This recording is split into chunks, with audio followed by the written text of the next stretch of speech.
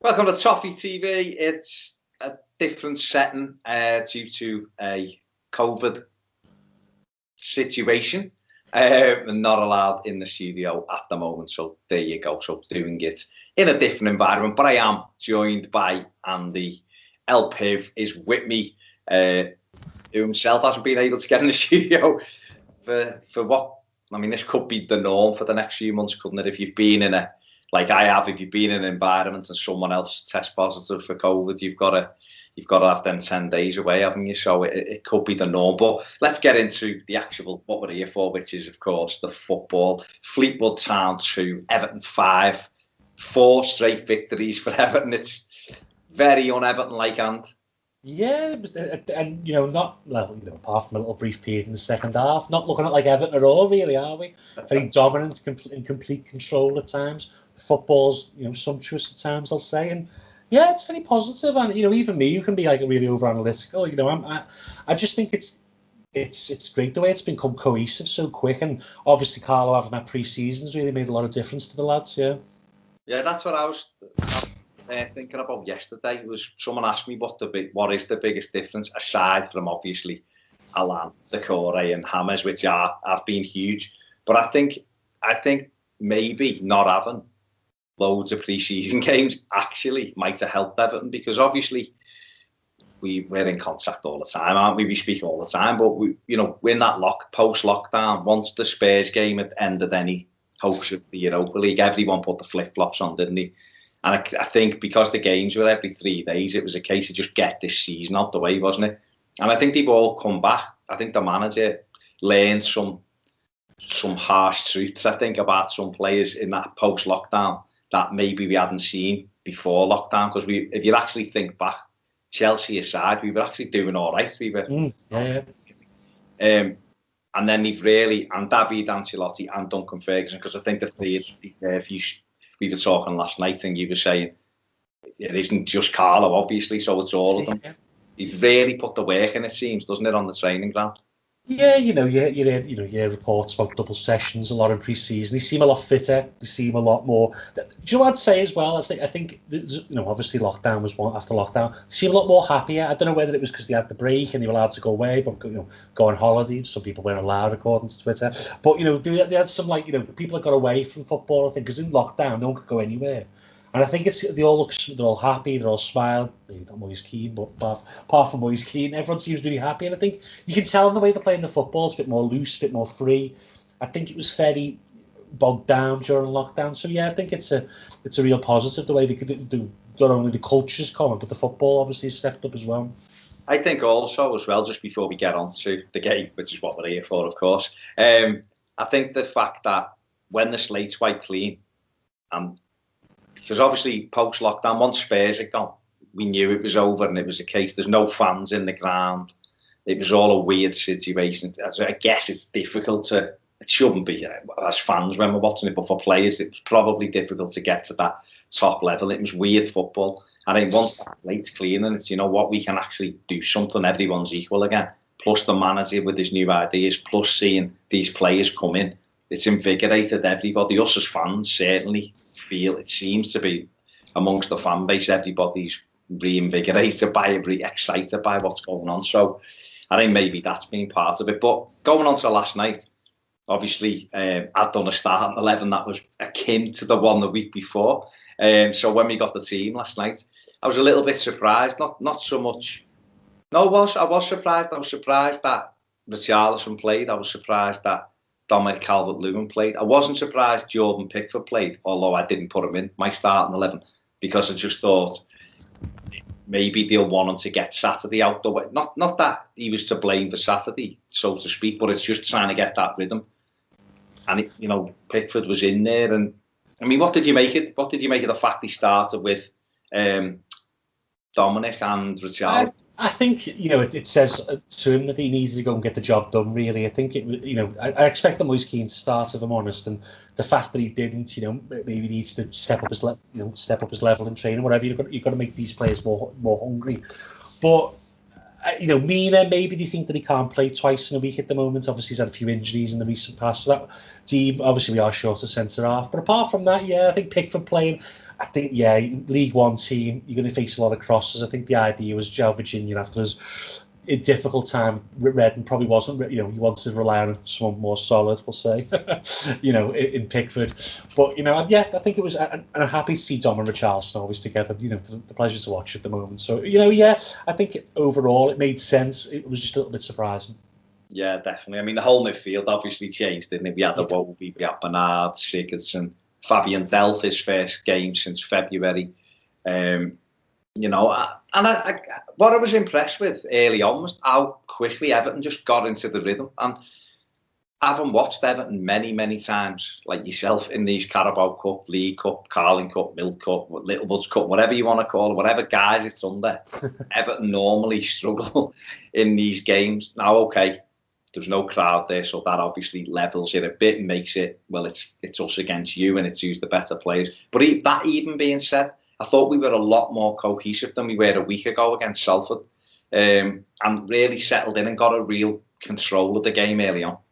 Yeah, I think that's been really key. As it has become quite cohesive quickly. I said last night on Twitter that for once I think Everton are playing to their level rather than, I think, like you said, in the past, you think, and Everton just playing down to the level of opposition? Is it like 60-70% because they think they can get away with it? Whereas last night, obviously in the first half, it was 80, 90, 100%, wasn't it? They were going full pelt, just complete domination, control. Didn't really get a shot in the first 2 minutes, but complete control almost. And it was just a really impressive first half display. It was nice to see them just get the foot on the ball and say, right, we're going to do what we want here. And we made them work all over the pitch. And I think it was. It was an excellent start. An excellent start for us. I think it was really impressive. Really, actually, I have to say. I said to my dad, what my dad said, we look like a top team playing in the Carabao Cup. Yeah. All the changes, and that even when Everton had done that at times and made half a dozen changes, we've looked disjointed, we've looked poor. If truth be told, where last night there was a real measure of control, and I think Fabian Delph helped that, to be fair. I mean, I'm not as big as man, but I think he done enough. He done well in there. I think Iwobi started a little bit shakily, but then got into the game, and I thought he ended up doing well. Bernard was very good in that first half in particular. And obviously having Richarlison, it makes a huge difference because Richarlison's a match winner on his own. Yes. Isn't he? He's just absolutely brilliant. And it was great to see him get off the mark, and a lovely rainbow James Rodriguez type pass, wasn't it, to Richarlison from Bernard? I think that must be something they're doing in training, because I think we seem to be taking that inside left or right position and whipping those balls into the far post, getting the angle on it. Obviously, De Bruyne was doing so well last season, but we've scored a couple like that. We had a couple of chances like that this season. I think it was just a well-worked move. Iwobi did a nice touch to Bernard. Bernard one touch, looked up, found Richarlison. It's good to see him off the mark, really.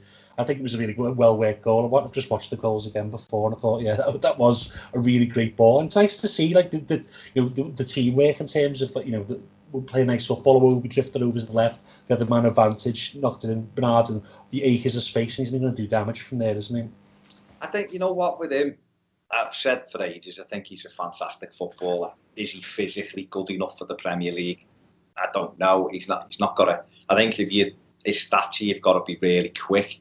And I don't think he is really quick. He's not slow, but he's not very calm. He's not a push it past you and go, is he? Yeah. I just wonder if there is a role for him in Everton's team in that kind of position. Because we've seen him play there against Preston. We've seen him play there last week against Salford, and we've seen him obviously last night against Fleetwood. And he's done well in all of those 3 games.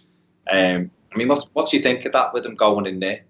No, when he was at Shakhtar, him and the other 2 Brazilians played in a fluid 3 in the 4-2-3-1 that we're playing now, and it really worked for them because they just interchanged and they were allowed to float across the pitch together. And I think when he came to Everton, he sort of was more used as an orthodox left wing, and he had some really good games, don't be wrong, but I think in this role, and I think similar to Iwobi, obviously played on the right tonight, they're better in between the lines, finding space, being able to turn and move the ball about, whereas I think when you're playing on the wing, it's in tighter areas, they're not as effective really. They need the pitch to open up to them. And I think Bernard was excellent last night in the first half. I think every touch was really classy. I think he opened his body up, he opened the field up, every little touch he took around the man. I think it was really impressive in the first half, definitely, yeah. definitely. I mean, we're just looking at the match stats at the moment. We'll look at that now, obviously. Everton 70% possession, 21 attempts at goal, which means they've now had 85 attempts at goal in 4 games, which is not bad. Impressive, yeah. That's nice, isn't it? 8 on target from that 21. Fleetwood had 7 shots, 3 on target. 5 corners for Everton and 1 for Fleetwood. Everton committed 8 fouls. Fleetwood committed 12 fouls. So obviously very dominant. But we'll look at Bernard, because obviously we've just been speaking about him there. He had 104 touches. Scored a goal, obviously 1 assist. Had 3 shots as well, which is good to see, because that's one of the criticisms I would say about him, is he doesn't shoot enough at times. On target, 2 of those shots. Successful passes 79. Successful long balls 4. Chances created 2. And the final one is passing accuracy. Finished with 91% passing accuracy. 3 successful tackles. Andy, 3 successful tackles. 2 successful dribbles. And one interception. Joe's put on the bottom there a new position. I mean, it's not a new position for him, because, like you've said, he has popped up there in the past for Shakhtar. But I mean, then numbers back up basically what our eyes seen last night, was that he turned in a good performance, didn't he? Yeah, that's exactly what you want when you're looking at the numbers. You want validation with your eyes as well. You know, people obviously say you can't rate a game on stats, and you definitely can't. But if the stats reflect what you see on the pitch, you know, you go, okay, yeah, then that's what happens. And I think with Bernard, he was involved in almost everything. You know, he was finding little pockets of space, I think, which is the key against teams who are playing deep. You know, you need to find those players who find those pockets of space and come inside. And I think he did that brilliantly. He linked up really well with Richarlison at times as well. Still give Sigurdsson and linked up well. I think overall it was a really good performance for Bernard. I think if you can do that in the Premier League, then he's certainly under the shout of starting, because I think the one position, the first team, apart from maybe the goalkeeper, is the number 8 position where Gomez is currently occupying. And you know, Iwobi will be looking at that position, thinking, and Gordon as well, of course, looking at that position, thinking maybe they can squeeze themselves in there. Yeah, definitely. I mean, we've seen in the first half, he had the run and done the chop and whipped that shot just past the post, and it's little things like that. I want him to shoot more. If you're in that position, get your shots away. Obviously, you know, we then scored a brilliant second goal as well. Really good play. Good ball out to Richarlison. Great first touch. Little step over, and then great ball in. And Iwobi, it's brilliant. Back heel, right back to him. No luck, yeah, exactly. Yeah. Richarlison nicked it before the keeper's even got a chance to set himself, and it's back of the net. And it's just a brilliant work goal, wasn't it? Goalkeeper spoiled him with taking the touch. Like, he could have just let it in. You know what I mean? You don't try and save shots like that. No, but it was lovely. And I think that really highlights what I've been talking about. Richarlison, I can be quite critical of Richarlison, because I think I'm more critical of Everton players now. But I think he's gone really up a level in terms of his control of the ball when he's dribbling and carrying. You know, you look at the goal. You know, he takes that sort of little rolls into his feet just to take the man away. It's just lovely, little ball into Iwobi, and off he goes on his run. I think. You can see. I talk about the game slowing down for Richarlison. I think when he used to be dribbling, he used to be very frenetic, and you know, he used to sometimes lose the ball. I think now he's in much more control. You know, the game's slowed down. He can take that extra touch. He can move his man. I think he's on his way up to that next level where, you know, he could be a very special player. Yeah, I think he's fantastic, and it was brilliant to see him get the goal, you know, and follow it up with another one, because I think, even though he's really worked hard in the opening 2 games, and he's vital to everything we do. I think the validation when you score, and I was thinking last night, it was the Carabao Cup last year that got him up and running the header at Lincoln, and then he followed that up with a brace against Wolves at the weekend, didn't he, last year? So he was up and running it, and it lifts the load. He wants to score goals. He loves scoring goals, and it was great for him to get the 2. And he nearly had a third, though, didn't he? Well, we got to the byline and whipped it back. It was probably a bit too close to his body with Charles to get a good shot off, but you know, he could have had a third as well, really. Yeah. With his left foot, yeah. We almost got the third just before half time as well. Dom done really well, pulling away from the defender. Great first touch with his chest. Hit it well enough. Keeper makes a really good save. People will look at that and go, should have scored. He's got to be careful. And you know. There was a corner early which got across there. He came in the header and it was going in, but hit the player's back. So on a different night, Dom has 2 goals. I think people are quite harsh with Dom at times because, you know, when he misses, there's a lot of you know, intense, you know, examination of why he missed. But you know, on another night he gets 2 goals. Yeah, it was, I thought, a really good save from the keeper. And it kind of gave them that little glimmer, didn't it? Which our goalkeeper then gave them. Went in 2-0 up at half time, obviously cruising, comfortable. Domination, yeah. Domination. You were looking at it thinking, this could be 5 or 6 without us even, breaking sweat here.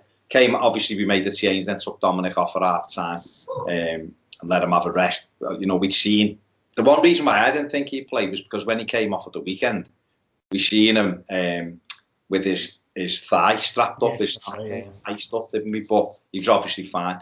Come off, he put Richarlison through the middle and brought Anthony Gordon on, and Gordon got into it straight away. But, while we're in cruise control, maybe not with the same intensity in the second half, the way we started, but we're still in total control. We go and Jordan Pickford it up, don't we, and give them a lifeline. I mean, for me, all I would say is, for the goal, Michael Keane gives him not a great ball, but I still don't understand why he doesn't just leather it out and then he can have a go at the centre-back. What was your take on it, Ant? So I think when we came out in the second half, the intensity dropped about 10%, and I think that just give the door slightly ajar for him to get back in the game. I think obviously Carl used that obviously to tighten them up for the next game. I think that's a good thing for him. But with the goal, Michael Keane, bit of a slow pass back, allow players to get on top of Pickford. Well, he put it into the stand. It doesn't matter where you hit it. Your left foot, he can kick with his left foot well enough anyway. Just hit it into the stand, and then he takes the touch. It's a heavy touch, and then he just plays a horrible ball out, and then player capitalises and score. And it's just something Jordan Pickford doesn't need. We'll get on to the second goal soon, but it just certainly doesn't need right now because there's a lot of pressure on him at the moment, and obviously people are saying we need a goalkeeper. He just doesn't help himself with silly decisions like that. I think one of the big things I've always said about Pickford is the decision making is still the thing that lets him down most. And that was a big decision. Just take, play the percentages, just hit it, just kick it away. He tries to be clever and it cost us. That's Pickford at the moment, unfortunately. Yeah, just really frustrating because if he just smashes that out, no issues. Turn out from Michael Keane and say, what was that?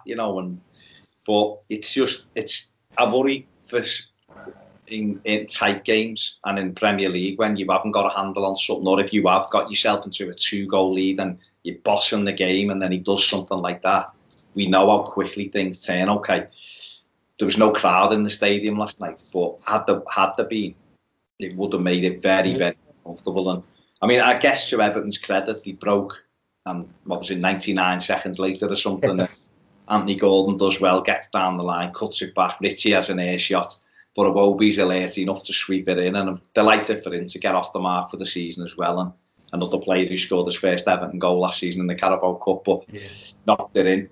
And we were 3-1, and you went, right, more like it. Let's get a measure of control again. But that was a really good bit of play from Anthony Gordon, wasn't it? I think if you watch Gordon when he was, a bit younger, he didn't have that yard of pace. He's got that first step now where he can go past players. He can buy himself that little room to get the pass off. And good ball in, exactly what you want, the Man City type ball back into the centre of the box. And obviously you've got one man coming at the near post and you have one man following in, and that's why we scored. Good to see Iwobi. He's obviously much maligned. I think he played pretty well last night. I think getting a goal, you can tell that his teammates are happy for him. I think he's obviously probably a really nice guy in the dressing room. I think we talked about that. We wanted to see players get off the mark. Richarlison, Bernard, Iwobi, get those goals and get them being more competitive for those first team spots. So it was good to see Alex Iwobi score. Definitely, he had one hit the bar in the first half as well. Yeah. Weight off shoulders, isn't it? It's players who. What I wanted, the thing what disappointed me last week against Salford was obviously Everton control the game, won it 3-0, and people like, we've won, just move on. I was like, no, and I'm not criticising that. What I'm criticising is the group of players who I felt come in last week and didn't really look like they wanted their chance. You know what I mean? It wasn't, they weren't busting a gut to take their opportunity. I'm talking about Theo Walcott, who disappeared. I don't know whether he's injured or whatever, but he's nowhere to be seen. Last week I don't think Tom Davies did enough for them. So it was those kind of players who you would just take your opportunity. So it was great last night to see Bernard and Iwobi do that. Have a good game. Even like you say, Delph, I'm not as big as fan by any stretch of the imagination, but he'd done enough. He'd done okay, put tackles in, and I mean, I was holding my breath a couple of times when he went sliding, thinking, mate, off his feet. But and then obviously 3-1 and coast them. We then go and Jordan Pickford it up again. And listen, I've been one who I've been criticised at times for defending him and saying, look, there's a keeper in there. You know, maybe we've just got to back him and that. But last night, just doesn't help himself. And that's the first goal was ridiculous. The second goal for me was just bad goalkeeping. Absolutely, really poor goalkeeping. And his decision making. I mean, he comes for a cross to it gets played. I think it's Ched Evans, isn't it, on the corner of the 6-yard box. If you decide to come, go and take him out then. Yeah, go and touch his head off. Because you won't get a penalty against you. If you get there first, you can clatter him. That's what the goalie's rules are, aren't they? But he realises, I think, he's probably not going to get there, and then he scrambles back. So that's okay, he gets back into the right position. But when the lad over there kicks it, it's right at him. What is he doing? Why isn't he just standing up? Or just, doing he's trying to do this, like, it looks like this spectacular flick over the bar instead of just being beat. I mean, what was your take on it? That was me. So I had, I'm looking at defend Pickford. So the first two things I noticed were when the ball comes in, Nkounkou misses the runner. Fine, okay, it happens. Dean gets under the ball when it's coming down for the overedge, pathetic jump for the header. But then it's basically straight at Pickford. I think exactly like you say. Instead of just trying to catch it up, punch it out, maybe because it wasn't. Don't be wrong, for an overhead kick so close, it wasn't like 100 mile an hour. It was a savable pace. And he's trying to slap it away, or he's trying to palm it over the bar. And it's just bad. As you say, it's just bad goalkeeping. Like, really is bad goalkeeping. And I think, something I've been slightly critical of, and you can't be too critical of the Don, of course, but I want to see a good goalkeeping coach. I know Alan Kelly's come off the under-23s, but we need a top-level goalkeeper coach. Otherwise, maybe Pickford will never be, never get back to, the form he showed in his Everton career. But it's only going one way at the moment. We've seen the best and the worst in the season. That Tottenham game, people, obviously we won the game and we were quite comfortable, but he's made 2 match-winning saves in that game. Then last week, I wouldn't say any of the goals in particular his fault. Maybe he could have done slightly better with Dean Garner's goal, but that was not really his fault. And then tonight, this is the Pickford from last season, where it's just a meltdown and goal. And he made a decent save late in the game, but we need better. We need consistency. Look at Chelsea; they've just got to replace their keeper. Cost them 70 million. Maybe we think about something like that.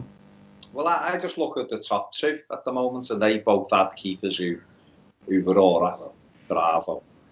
He was okay, I guess, and obviously Liverpool had Minshall, who seemed to be amazing against Everton and Davies.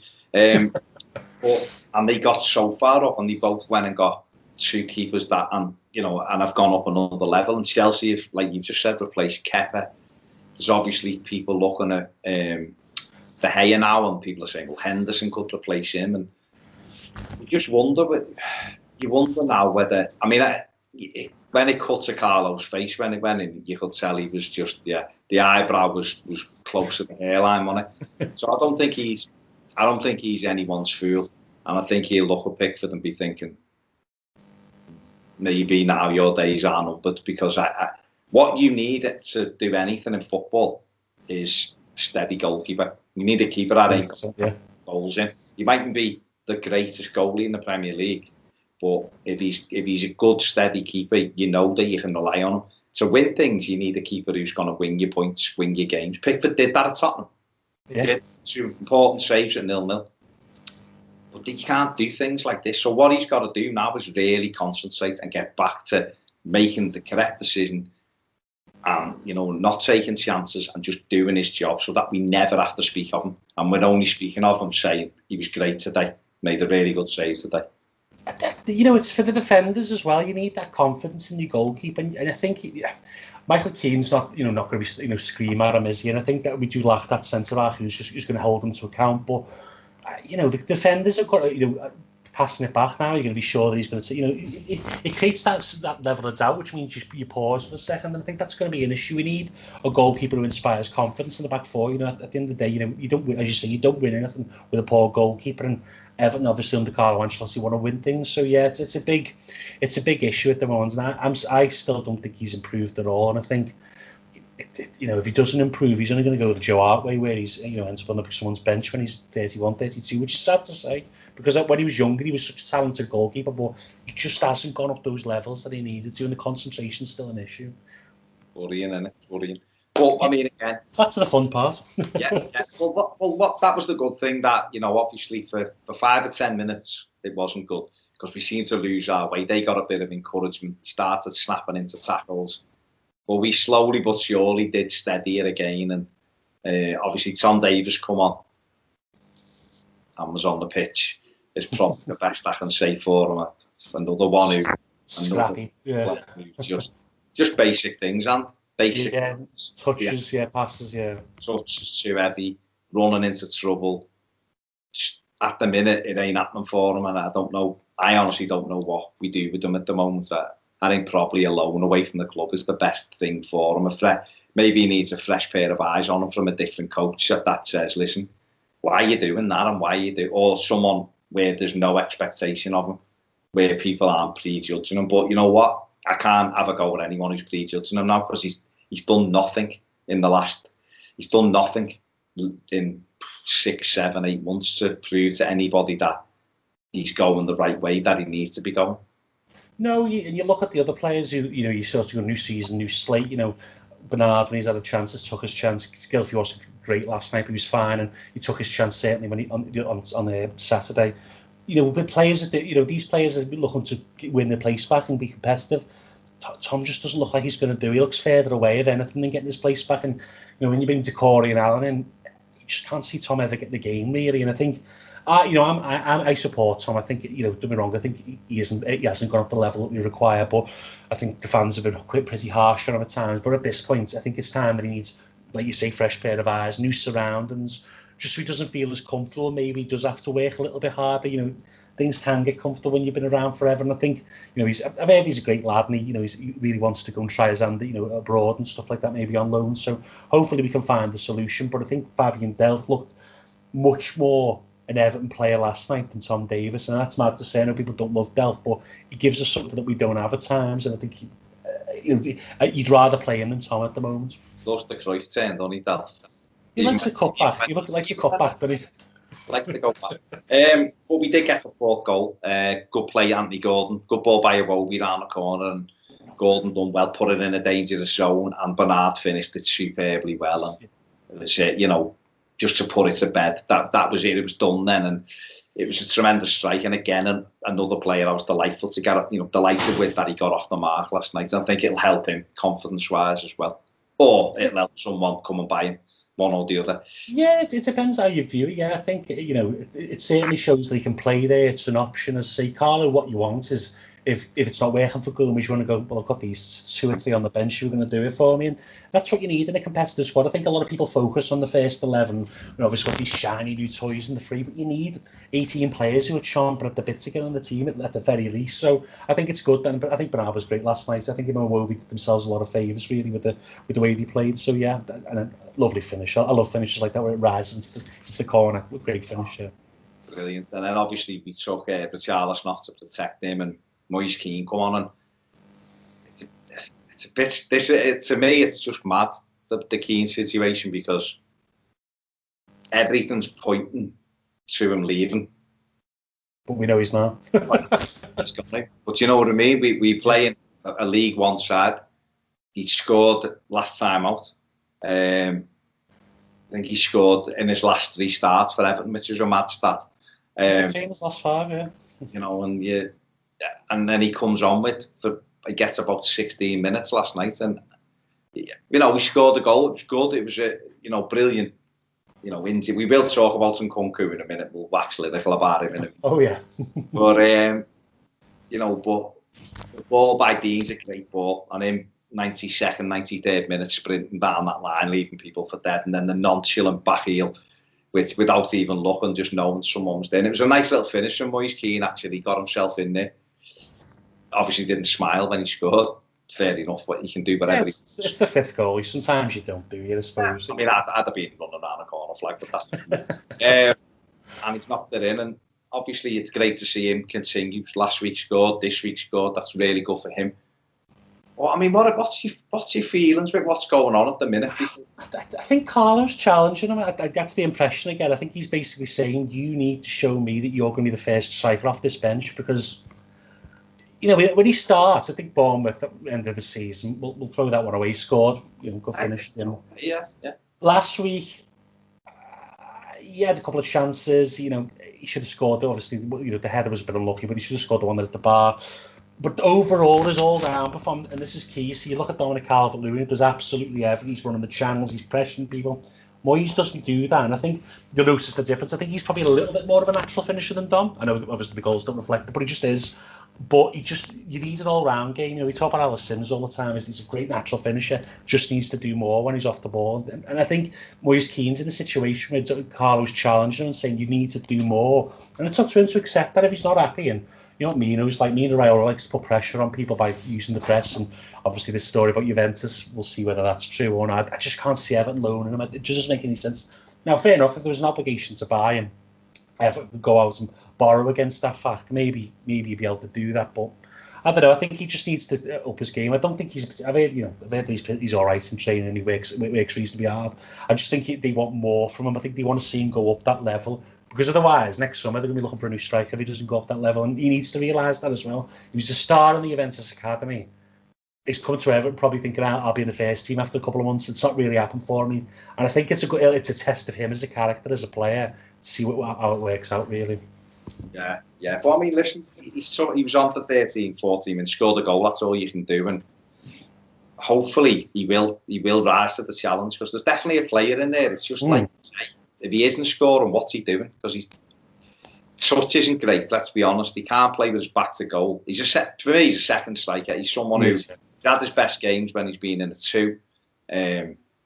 But if he's going to be used as the lone striker, he's got to get over it, and he's got to be involved. So otherwise, like you say, he will be moved on, and we'll have to see where we go with that. But overall, a really good win, 5-2, outstanding. But obviously, Niels and Nkounkou.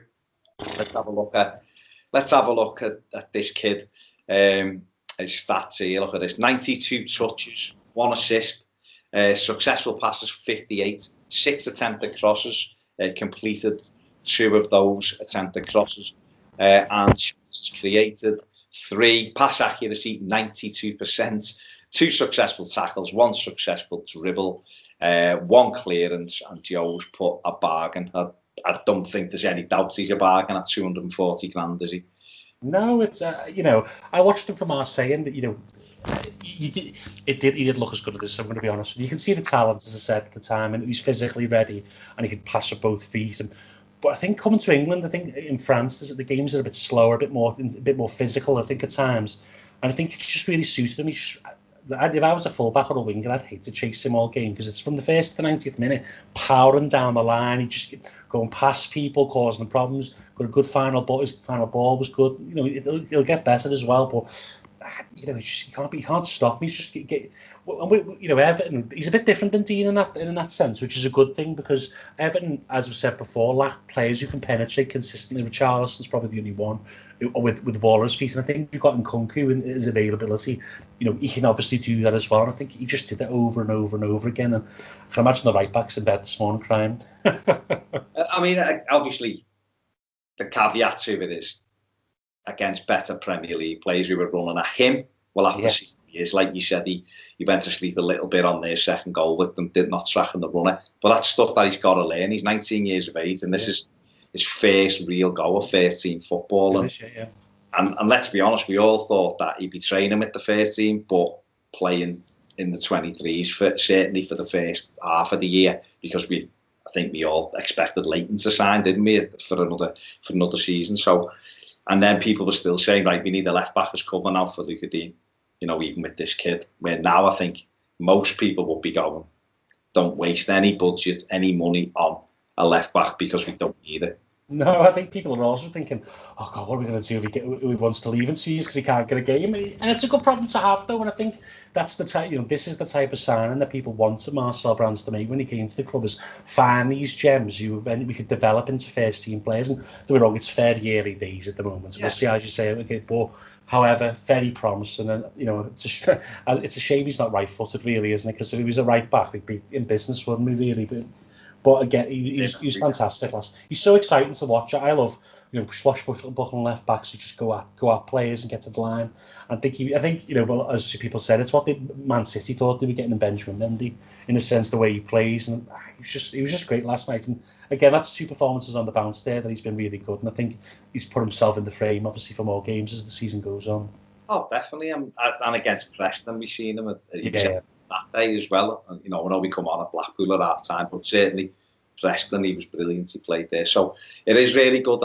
And I also look at it as a situation where if Carlo ever wanted to play a 4-4-2 for a certain game, he's the type of player who could play ahead of Luca Dean, and you put that in because he's more like a winger, isn't he? That's how he plays. Yeah, you could even have Luca Dean as a left centre back and a 3, and have him as the wing back. Yeah, you could do that. It provides us with options, which is key. And I think that with anything, I think with the whole team at the moment, there's certainly different players who can play in different positions and offer us something. So it's a good for us. Obviously, the squad's way too big, but once we reduce the squad numbers, I think it's quite a versatile squad, which helps us massively. Definitely, and that's what you want. You want that squad. Obviously, Carlo was asked after the game about, the transfer window still open. Do you want players? You could tell by his face he did, 100%. He wanted to say, yeah, I want another 3. But he said, we've got 31 players and we need to get rid of some. And that'll be Marcel Brands' challenge now, won't it, for the next 10 days? Can we move a few of these players out to create that? I think they'll get a centre-back in on loan regardless. Yeah, I think that's either in or there. That's nothing's dependent on that. But if he wants that extra winger, or he wants the swashbuckling right back, whatever, it's going to be dependent on a shift in 3 or 4 players at least to be able to create that room in the budget, isn't it? Yeah, you need 6 minimum got off, because that gets you to 25 then, which is just about manageable, I'd say. But then it's then the 2 or 3 more on top of that to create that room, and it's the wages really. Let's be honest, in that 30-man squad, I don't think anyone's probably, apart from maybe Nkounkou, earning less than 30 grand a week. So that's a lot of money going out the door every week. So it's imperative. Obviously, obviously play if Iwobi or Bernard, if they decide that they could do without one of them. I think they didn't do themselves any harm last night in terms of the way they played. I think them 2 probably may stay. And maybe if they could get rid of Walcott and Balassi as the wingers, they move on. I think that may be the option, because I think they're a little more versatile than them 2. But we'll see. It's difficult. I think it's difficult for Marcel, because I think teams are waiting for the last week. I noticed Burnley, I've got Dale Stevens, who they were quoted 8 million for a couple of years ago. They've got him for $1 million today. And I think as it comes towards the end of the window now, the leverage comes with the buyers then. And obviously we'll have to go, all right, we'll accept $1 million less, and we'll maybe give them 20% of the wage, whatever it works out at. But it'll work out for the buyers better, so we'll see hopefully more movement. But for Carlo, how can you keep 31 players happy? And how can you keep the spirit uplifted and the momentum going when there's going to be players who are not even in the ground for the match day, who are training with you every week? So it is imperative that we get rid of 5 or 6 players at least. I mean, who can you, just before we finish, who can you see going? Obviously, Sandro will go, I think, there's no question. I think Versatility will go. Yeah. And then obviously you've got Balassi, who has got 8 months left. Theo's only got 8 months left. I don't know whether Theo will go, but he's only got 8 months left. And then you'd be looking, if you were Delph, I think, at 1 games. And although he might keep him in loan, Tom. Yep. Maybe I'll do it, and Delph will be the squad player. I don't know. I think they'd sell John Joe if someone coming for him. Mm-hmm. He didn't do himself any favor. He was okay, but that wasn't the best. If you look at the other side and you look at Nkounkou absolutely flying up and down, you look at John Joe, it's all a little bit safe. He was efficient, but it's playing within yourself, and you can't play within yourself at this moment. No, he's one who, if I was him, I'd be looking at Seamus Coleman thinking, I can probably get in here. Yeah. If I step up my game, and he should have been raiding down that right and throwing crosses in after crossing. And it's stop, turn, pass it back 15 yards, and I don't know. It is what it is, but it is going to be an interesting 11 days, I guess. Sadly, Cenk Tosun's injured, so we can't get rid of him. But yeah, there's one. So, but then there's other players, isn't it? There's the Penningtons and Conley and Broadhead and all them. So we could shave a lot off the wage bill really in this period. It's just whether them players take the moves that they should do. and whether we can find clubs who want to take that chance on them, because obviously not the best market to try and sell players in, but if they're good at the right price, we should be able to shift them. It's just, obviously Everton have got, from an accounting perspective, need to get certain amounts on certain players. I expect Gylfi Sigurdsson to stay. I think at the start of the summer everyone would have rubbed their hands and said let's move him on, but I think he's shown off the bench, especially in later in games when the game slows down, he can be quite effective. So if he continues to show that aptitude, then yeah, he can stay, no problem at all with me. They'll think though if they got a bid for him. Oh, it's the same with, I think, outside of 13, 14 players. I think they take, if a big came in for them, they go. I really do think that. I think the first 11, a couple of the young lads apart, everyone would be. We went to see Moise Kean leave if the big came in. It just depends really. So we'll see how it works out though. Yeah, very, very interesting. Very interesting. That's it, mate. Good win. Good win. Next round, West Ham at home. Again, another great opportunity to get into the quarter final. I think we'll have to pick a stronger team because they will, but it's a great opportunity for Everton to get into the quarters. So there you go. That has been the final word. Big thanks to Andy for joining me in stranger circumstances than what I'd like to have done, but there you go. Make sure you give this video a thumbs up, subscribe if you haven't, and if you want more videos, join us over on Patreon. And give Andy a follow on Twitter as well, at El Pavotti, FTBL. On Twitter. And he will delight you with Swedish left backs who are looking like they're going to be world class superstars. And yeah, there you go. I'll try, yeah. There you go. Thanks very much for joining us. See you later.